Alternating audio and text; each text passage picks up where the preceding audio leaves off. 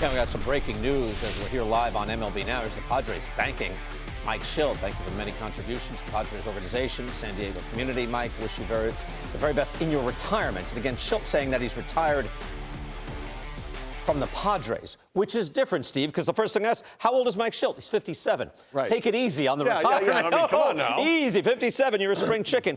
It is surprising to me. I didn't know there was friction. Full disclosure, by the way, Jake Peavy is a special assistant to the Padres group, so you know that. But we'll ask Jake. But first, your general thoughts on this happening. Yeah, surprised by it because what I saw him do is take a team that felt like they were sort of afloat over the last 2 years and galvanize them and bring them together. Absolutely. They played some really good baseball. And, look, they had some injuries down the stretch. Obviously, they lost Jason Adam and Laureano in the postseason, hurt them a little bit. But I thought he did a really nice job. A lot of big personalities there. They didn't hit a lot of home runs, yet they still won games. And so I thought he did an excellent job. Now, remember, he was in St. Louis previously, and one of the word on the street then was that there was a little bit of a clash with the analytics, with the front office and everything else. So my initial thought went to, I'm shocked by this, but I wonder, does this mean that there was something that wasn't working relationally in between the front office and himself? Okay, and Jake, a former outstanding pitcher with the Padres. Now you're still with the Padres, but what can you tell us? Well, I'll tell you, he did a fabulous job during his time there. He got really close with Peter Seidler as a special assistant and really understood the Padres of who they were and what they were about, what they needed. He brought that to San Diego and again, delivered winning as he did in St. Louis. I do think Joe Maddon is on to something when he talks about how R&D and new school analytics match up with such an old school, fundamentally based guy. It makes for tough conversations at times for you to jive. And I know there was probably some of that going on.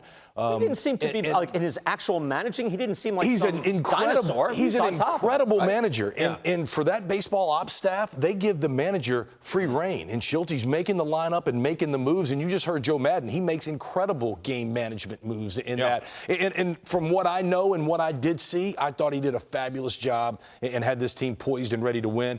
He will find himself on his feet and get even another opportunity. So I live this, right? So the grind between the manager and the front office. I had Bobby Valentine, and we had our clashes over the years. And we won a lot of games together, but we also clashed a lot. And when you keep going back and forth and picking battles and fights throughout, it can wear you down. And at some point, it wears down the relationship to where you're like, how many times do we have to go through this again?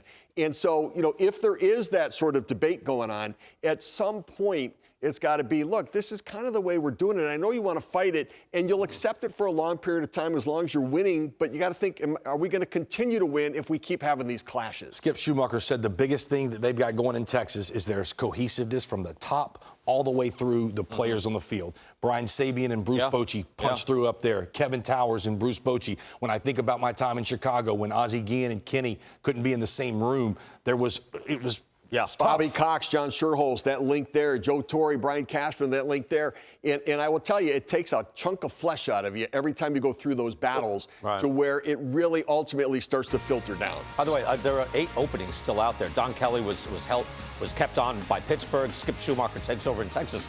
But that's a lot of openings. But it's a more complicated process. Even bring about Bobby Valentine. There's also a lot of combustible types. Right. Guys who are also very bright, who don't like to hear other voices. I should point out that Dave Roberts and Pat Murphy, both interim managers in San Diego. Mark Kotsay was also there. They've been looking and trying to get this seat right for many years.